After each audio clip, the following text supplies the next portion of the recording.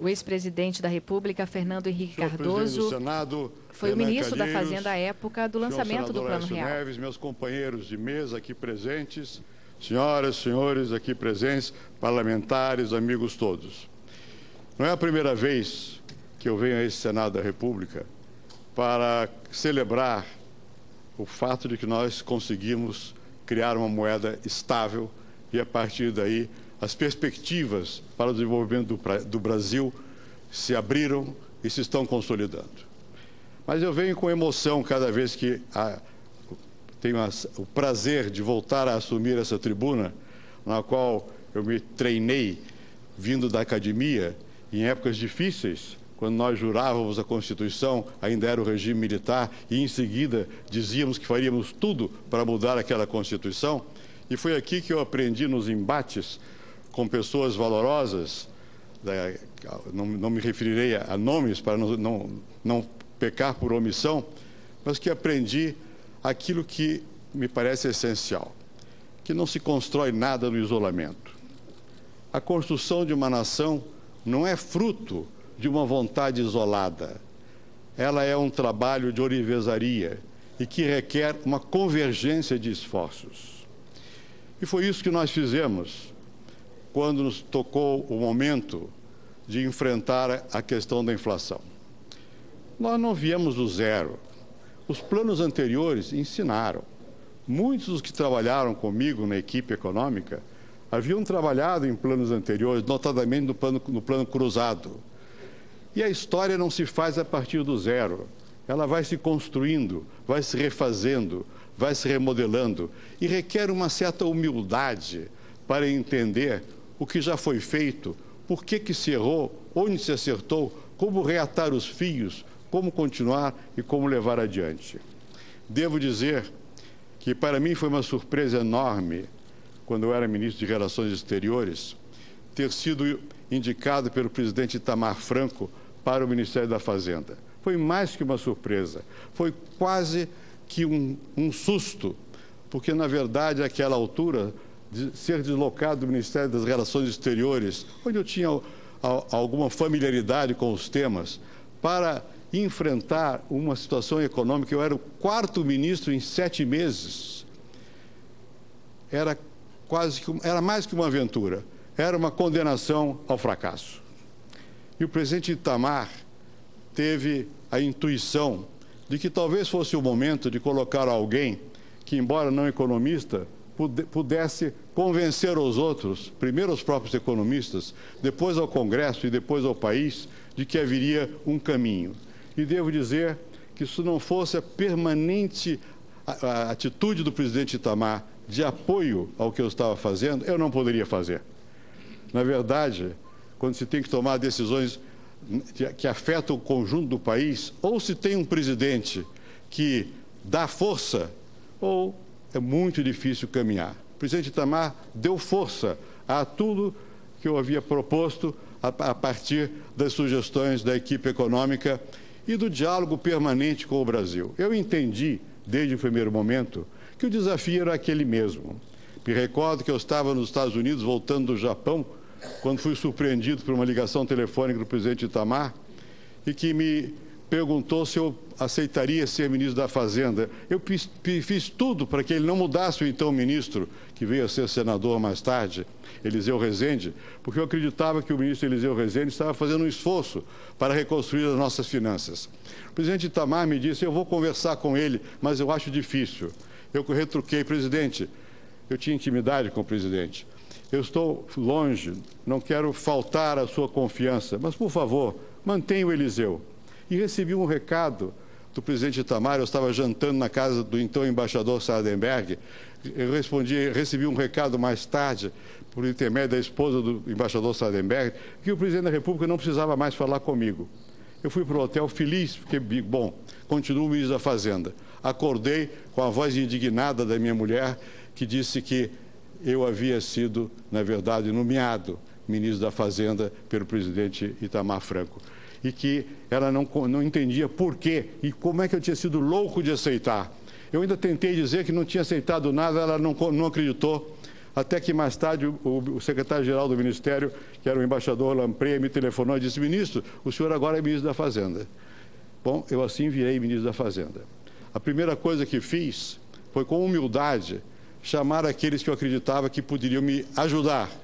Chamei o Pedro Malan, que então era negociador da nossa dívida e era representante do Brasil, acredito que no Banco Mundial. Em seguida, chamei o Armínio Fraga, que estava por lá, que veio até mim, até a nossa representação na ONU, para conversar com ele. Nenhum dos dois pôde aceitar de vir ao Brasil trabalhar comigo. Malan fez uma concessão. Uma semana por mês, talvez viesse nos ajudar. Voltei no avião com, então, meu chefe de gabinete, que era o embaixador do Sinésio, que era o chefe de gabinete do Ministério das Relações Exteriores, conversando com ele e formulando o discurso que faria. Que fiz? Cheguei ao Brasil e, no mesmo dia, recebi o Ministério da Fazenda. Aí tive ousadia. Eu disse: o Brasil tem 3 problemas principais. O primeiro é a inflação, o segundo é a inflação, o terceiro é a inflação, e nós vamos acabar com a inflação. Meu Deus, como? Como? Se os líderes não têm conhecimento das coisas, não têm ousadia e também não têm a humildade para saber que sozinhos não resolvem, não avançam. Minha primeira preocupação foi de criar uma equipe, um conjunto de pessoas que pudesse me ajudar, porque eu nunca tive a pretensão de saber tudo, porque não sabia. E, de fato, reunimos, não preciso mencionar, 2 ilustres membros dessa equipe estão aqui presentes, o Edmar Baixo e o Gustavo Franco, foram muitos outros, o André Lara Rezende, o Frites, o Pedro Malan, muitos outros colaboraram, era muita gente que ajudava, e nós levamos quase que num bunker, quase que no isolamento, tentando entender o que fazer, tateando, aproveitando a experiência que muitos já haviam tido de lidar com os problemas inflacionários e, ao mesmo tempo, fazendo uma pregação. Se algum papel eu tive, foi o papel de ser o porta-voz de um clamor que estava no Brasil. O Brasil não aguentava mais a imprevisibilidade gerada pela inflação. Se alguma participação mais ativa eu tive nesse processo, foi, primeiro, de manter sempre o presidente Itamar alinhado com aquilo que nós estávamos construindo. Segundo, fazer com que os meus colegas de governo no Ministério, e aqui haverá alguns que foram colegas meus naquela ocasião, que no Ministério entendessem do que se tratava. Terceiro, de que o Congresso Nacional também tivesse a necessária informação e consciência do desafio que nós estávamos enfrentando. Já foi mencionado aqui que eu vim inúmeras vezes ao Congresso. Eu tinha vantagem que era senador e que, portanto, enfrentava de peito aberto os meus companheiros do Senado, sem o temor que os ministros que não tinham, ao mesmo tempo, a posição política, eu havia sido líder do PMDB e do PSDB, tinha familiaridade com esse Congresso. Eu vinha frequentemente ao Congresso, à Câmara dos Deputados, ao Senado, às comissões, às reuniões, para defender um ponto de vista, para convencer o Congresso Nacional de que havia um caminho. E eu falava quase que diuturnamente na televisão, no rádio, com a imprensa do meu país, para preparar um caminho para que a população também fosse receptiva às transformações que nós iríamos começar a desencadear no país. E tomamos logo de início uma importante decisão. Ao invés de surpreendermos o país com medidas que apareciam no Diário Oficial, informando que a taxa de câmbio mudou, que a poupança foi confiscada, que a taxa de juros também mudou, nós iríamos dizer com antecipação o que iríamos fazer. Decisão difícil, porque não é tecnocrática. É uma decisão de confiança no país, de confiança da população. E eu devo lhes dizer, também com humildade, que nem sempre se pode fazer o que se vê com clareza como o melhor caminho. É preciso que o país esteja preparado para escutar. E nem sempre o país está disposto a escutar. Naquele momento, a situação era de tal desespero que a própria sociedade queria um novo caminho. Ela estava com os ouvidos abertos ao novo caminho. E na implementação desse programa, nós o tempo todo procuramos ampliar os apoios. Eu fiz tudo o que podia, tudo, para convencer o Partido dos Trabalhadores que o meu objetivo era algo positivo para o país e que os trabalhadores, os mais pobres, seriam beneficiados. Chamei ao meu apartamento, aqui em Brasília, o líder do partido. Então, era o Lula e José Dirceu. Tentei convencê-los da possibilidade do Brasil avançar e da necessidade de que aquele programa fosse nacional. A pergunta que me foi feita foi muito simples. E você acha que o PSDB vai ter um candidato competitivo, capaz de ganhar do nosso candidato, que era o Lula? Eu disse com sinceridade, eu não creio. O PSDB, naquela altura, cogitava até de apoiar o próprio Lula. Eu disse, não creio. Eu não acreditava mesmo, que não era esse o meu objetivo. O objetivo era convencer que era bom para o Brasil e era preciso unir forças. Fracassei em convencer a liderança do principal partido de oposição naquele momento. Chamei todos os líderes sindicais, sem exceção. Vicentinho, Medeiros, todos ao meu gabinete. E explicava. Num dado momento, um deles me disse, mas isso quer dizer, com a URV, isso quer dizer que nós vamos ter a correção do nosso salário no dia a dia? Eu digo, é isso. Mas isso é o que nós sempre quisemos. Pois é, então por que não apoio?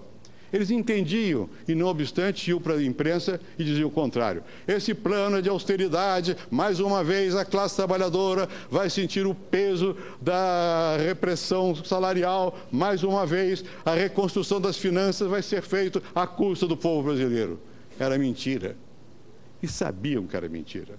Porque eu expliquei no detalhe. Não é isso. Nós não vamos criar um programa que tenha como consequência jogar o peso do ajuste nos que menos podem, dos mais pobres. É o contrário. Os que não têm conta no banco não têm o reajuste automático dos seus valores, dos seus haveres. E a maioria dos trabalhadores e dos brasileiros não tem conta em banco. Nós vamos resolver essa questão por razões compreensíveis do jogo político, mas indesculpáveis do ponto de vista nacional. Não era possível obter o apoio. Mesmo assim, uma boa parcela da população se convenceu de que era chegado o momento de seguir adiante. Empresários, a própria mídia, e foi fundamental. Um programa complexo. Aquilo que foi terminado no dia 27 de fevereiro de 94, que foi a URV, era muito difícil de explicar. Unidade de valor. Muito difícil de explicar que era estável essa unidade de valor. E, não obstante, o povo entendeu. E nós tomamos uma outra decisão, na época ousada. Ao invés de decretar obrigatoriamente que todos passariam de uma moeda a outra, demos a opção. E sempre respeitamos a institucionalidade, as leis. Na feitura do Plano Real, foi importantíssimo a decisão que foi tomada de que nada seria feito em detrimento do ordenamento jurídico. É o único plano que não foi embargado. Agora mesmo o tribunal está para julgar uma decisão sobre planos e o Plano Real não está nessa situação porque não houve um desrespeito ao ordenamento estabelecido e nós confiamos em que as pessoas saberiam escolher qual era o melhor caminho. E, para nossa surpresa, em 2, 3 meses, o conjunto da economia nacional já tinha se mudado da moeda então vigente, que era o Cruzeiro Novo, para a URV, que no dia 1º de julho se transformara e se transformaria em real, uma moeda nova. E essa moeda nova, exatamente como já foi aqui referido, para evitar a memória inflacionária e para despertar a crença da população, não custou simplesmente cortar zeros. Nós mudamos fisicamente a moeda no conjunto do Brasil num só dia. Uma operação de guerra. A feitura das novas moedas foi feita aproveitando as chapas antigas, e os peixes antigos, e o presidente Itamar não gostava de peixe, porque acreditava que não dava sorte, e não obstante nós não tínhamos outras formas de fazer a nova moeda, e fizemos sem que a opinião soubesse, preparamos uma enorme quantidade de moedas e de bilhetes para, no mesmo dia, dizer ao Brasil: daqui por diante o Brasil é outro. Isso para quê? Para despertar confiança. O líder que não desperta confiança não é líder. O líder que não aponta o caminho não é líder. O líder que pensa que ele sozinho desperta confiança sem ter um apoio bastante tecido com outras forças da sociedade, tampouco é líder. O líder democrático, pode haver líder na ditadura que imponha, mas o líder democrático convence, explica, ouve. Tem que ter a humildade de ouvir para então poder construir uma relação de confiança. Isso foi o plano real. Foi uma construção política. Foi uma construção que nasce da democracia e que percebeu que o momento era da democracia e que, portanto, não haveria que fazer imposições, senão que haveria que fazer um apelo, um convencimento para que nós pudéssemos avançar. Mas o Plano Real não nasceu do zero. Foi sendo construído.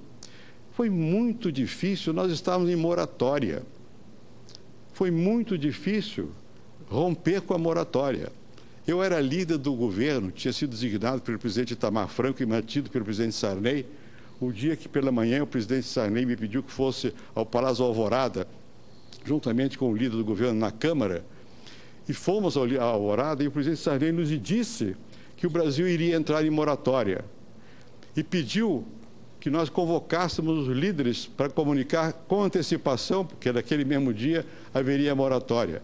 Eu ainda objetei ao presidente Sarney, na época, me recordo: presidente, moratória é algo muito dramático, muito difícil.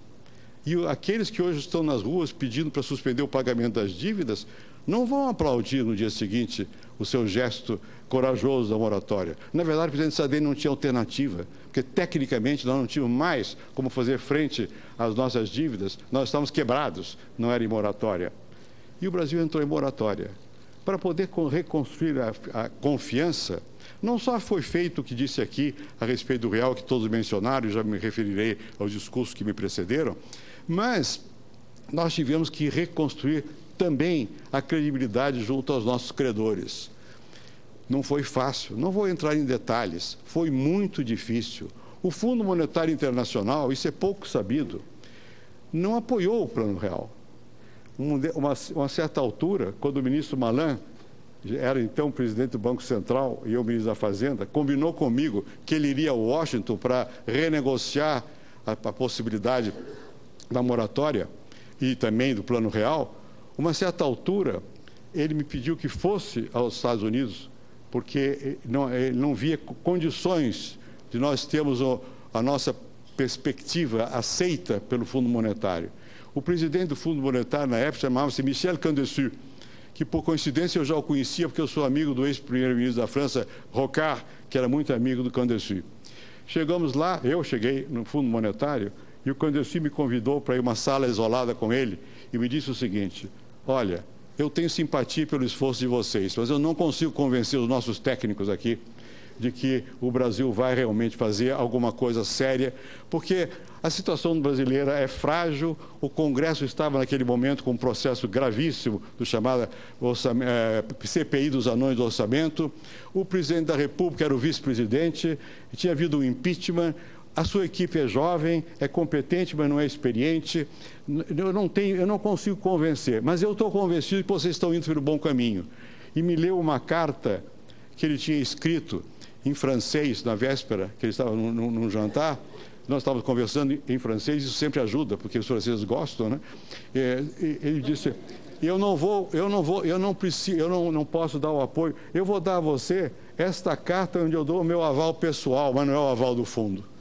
Eu digo: mas nós não podemos fazer nada com o aval pessoal, porque nós precisamos, para terminar a moratória e restabelecer um novo contrato das dívidas, nós precisamos dar garantias. E as garantias requeridas são letras do Tesouro dos Estados Unidos.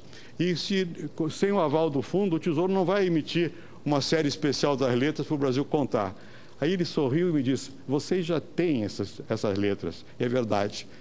O ministro Malan tinha tomado a decisão comigo e mais ninguém, de que pouco a pouco, Gustavo Franco deve se recordar disso, porque ele operava o Banco Central no assunto internacional, de que pouco a pouco nós iríamos comprando no mercado título do Tesouro Americano pouco a pouco, para que ninguém desconfiasse, porque senão subiria o preço.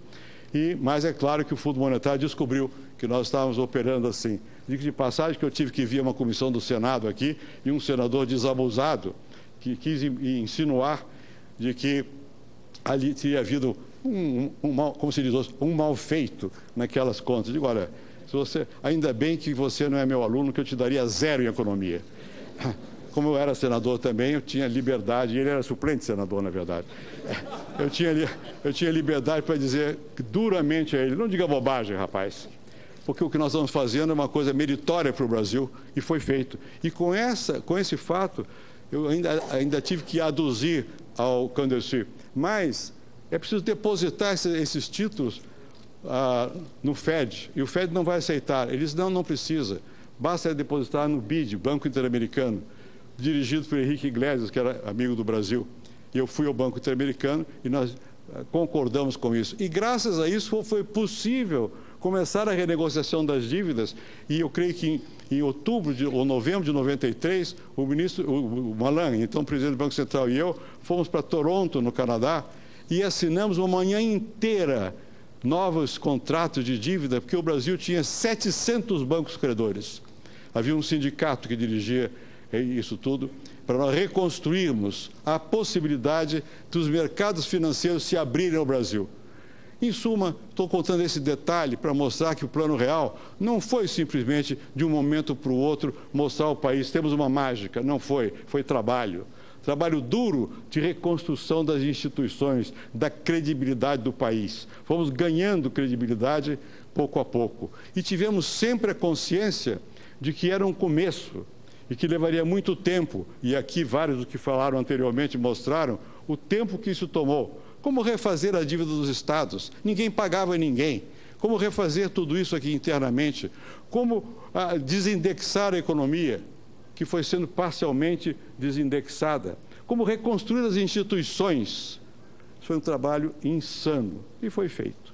Foi feito por todos os brasileiros, porque o país sentiu que dali por diante ou se faria alguma coisa mais consistente ou nós iríamos perder a nossa chance de potencial histórico que nós temos. Claro que sempre me entusiasma falar do passado, mas eu sou mais propenso a falar do futuro. E acho que nós estamos num momento, e me alegrei de vir aqui, ouvi os discursos aqui feitos, e muito especialmente o que disse o senador Aécio Neves, com confiança que chegou a hora de nós darmos novos passos. Não farei discurso partidário, não é do meu estilo, numa casa em que hoje se celebra uma festa nacional. Mas qualquer brasileiro percebe hoje, quando as ruas reclamam, quando os empresários reclamam, quando os políticos reclamam, quando as donas de casa reclamam, que algo está desengonçado, para usar uma palavra simples.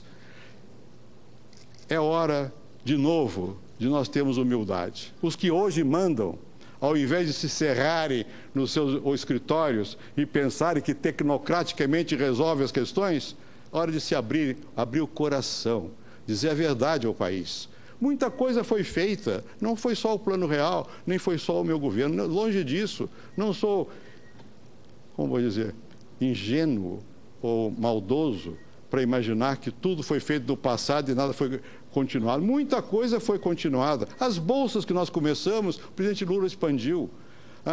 Mesmo as dúvidas que se tinha sobre, enfim, o superávit primário. Eu fiquei surpreso quando o ministro Palocci anunciou um superávit altíssimo.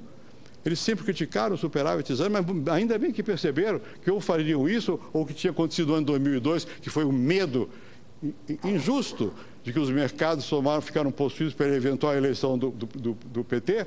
Eles perceberam que precisavam dar demonstrações, recriar a confiança. Foi feito, muita coisa foi feita, o Brasil avançou. O Brasil é hoje melhor do que quando eu deixei, como quando eu deixei era melhor do presidente anterior, como o presidente Sarney deixou também melhor do que o outro. O Brasil vai avançando, e é bom que avance, mas há momentos em que é preciso tomar novos rumos. Nós estamos chegando a um desses momentos. Não é apenas por uma questão da dinâmica interna do país. O mundo também, depois da crise de 2007, 2008, quando alguns acreditaram que haveria o declínio do Ocidente, não é o que está acontecendo. O mundo está retomando energias, e energias a partir do desenvolvimento, de novamente a economia americana voltar a crescer, a economia chinesa fazer exatamente o contrário, e tem que fazer, do que nós fizemos no Brasil. Eles têm que aumentar o consumo e refriar a infraestrutura, nós temos que aumentar a infraestrutura e não refriar o consumo, mas não expandir por crédito apenas. Eu acho que o mundo percebeu que está no começo de uma nova fase. E nós ainda estamos com os olhos no passado. Nós ainda estamos apostando em que as coisas irão mal no mundo. E quem sabe nós possamos sozinhos, sul-sul, juntamente com outros emergentes, levar o mundo adiante. Vamos fazer parte desse novo mundo? Sim.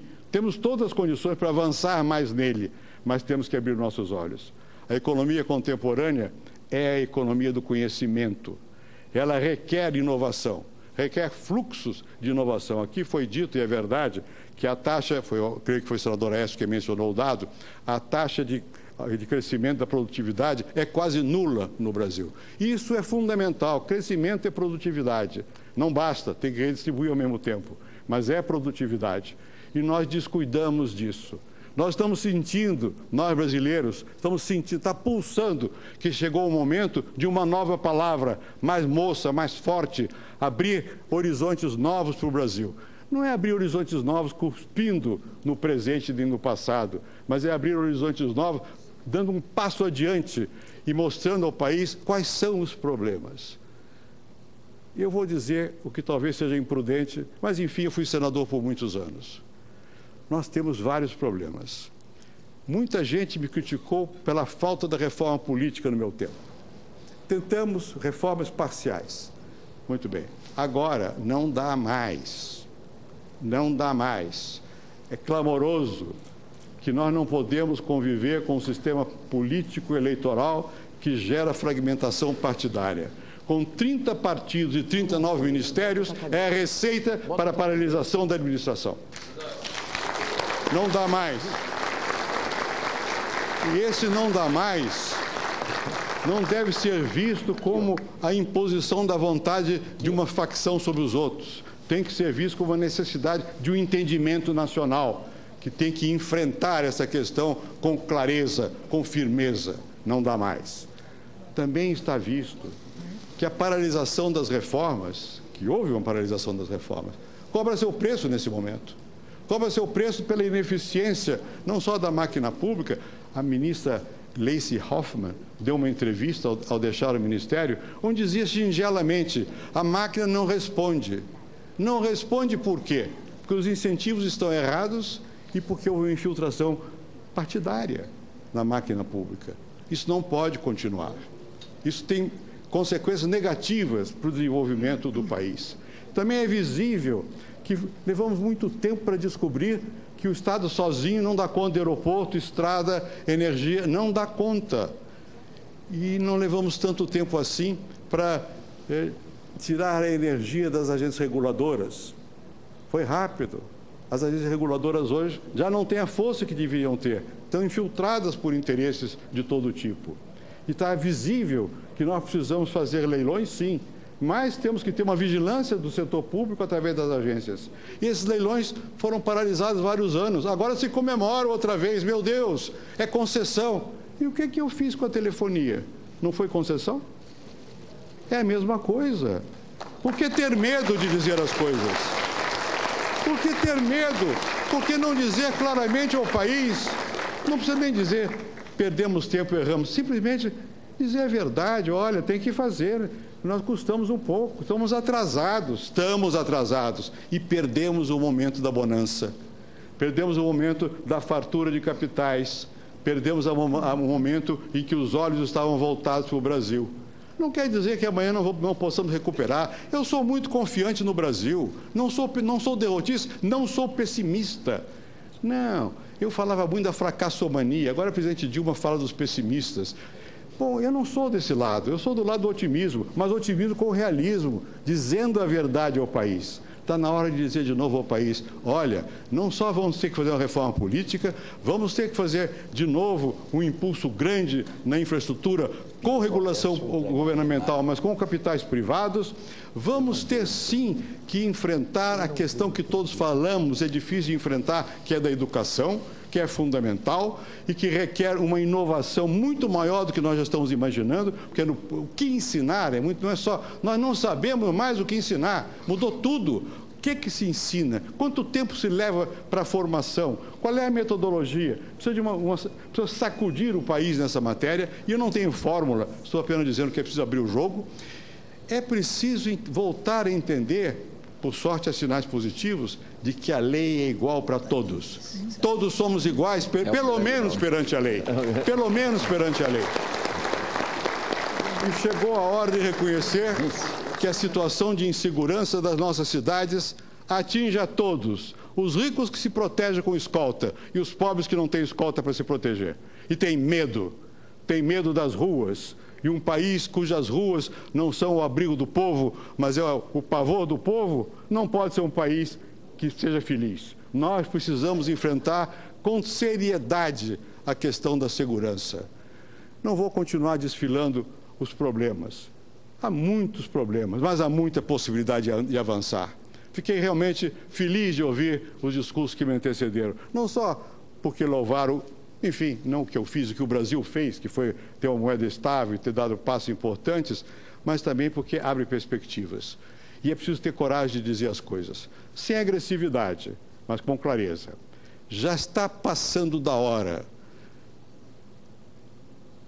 Há momentos em que é preciso renovar. Sempre. A democracia requer sempre renovação. Às vezes é duro, porque a renovação vai contra nós próprios, que estamos no poder em alguns lugares há muito tempo. É preciso que haja o outro lado. É preciso que o outro lado se constitua. E depois até pode voltar. Mas é preciso que haja esse jogo, porque senão está tudo tão encastelhado ali, não muda. Há tantos interesses, há tantos comprometimentos que não se avança.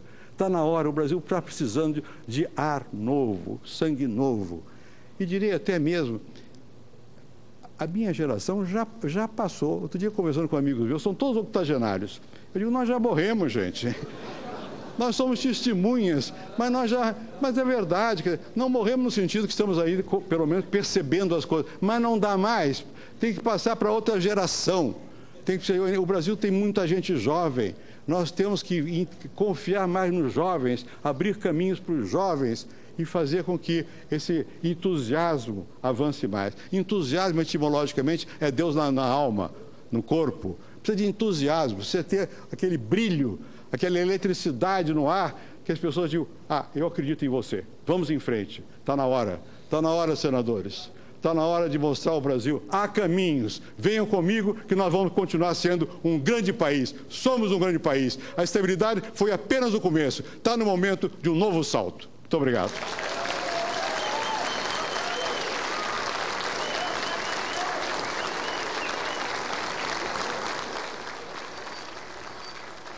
Ouvimos Fernando Henrique Cardoso.